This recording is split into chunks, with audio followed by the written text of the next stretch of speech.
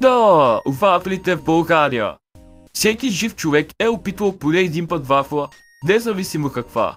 Днес аз ще направя късъца на най-добрите вафли в България. Опет! Вафла Бойко Борисов. Това е една от най-хубавите вафли, която съм питал. Която е ям, си мисля за мой идол, а именно Бойко Борисов. Вафлата е напълно обикновена, но човекът на опаковката я прави специална за мен. Обичам тази вафла. Топ 4. Вафла Морена. Преди Морена ми беше топ 1, до вече не. Вафлата е 49 грама. Една вафла обикновено струва към 90 стотинки, ако говорим за Морена Макс. Причината, с която вече да не хареса вафлата, е заради остатъците. Аз съм алергичен. Топ 3. Вафла Боровец. Като цяло, няма нищо специално в тази вафла, но като я питаш, си едно си в рая. Не знам как го правят, но ми харесва. Нямам нищо лошо за казане за тази вафла. Това е една от най-великите вафли някога, но според мен има две много по-добри от нея. Топ 2. Вафла Троя. Вафла Троя е най-хубавата вафла, създадена от хора, които знаят какво правят.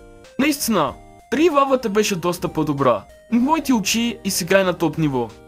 Отново нямам какво лошо да кажа за самата вафла. Нема една вафла, която е превъзхожда.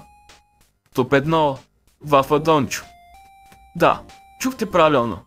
Вафла Дончо. Сложих я в топ 1, защото е моята вафла, а всичко му е топ 1. Вафлата се продава само в картонни кутии за сега. Една кутия е 50 лева. Знам, доста е скъпо, но като се купите вафлата, няма връщане назад. Като цигарите.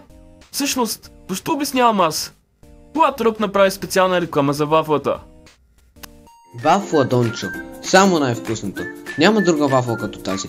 Ядеш я и искаш още и още.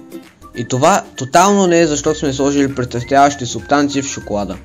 Вдъхновена от вафла Боровец, но е още по-сладка и още по-готин диабет се изкарва от нея.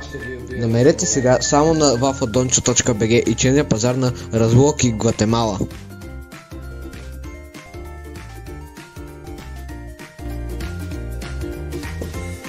Ако искате и вие да сте вафла, влезте в моят Discord сервер.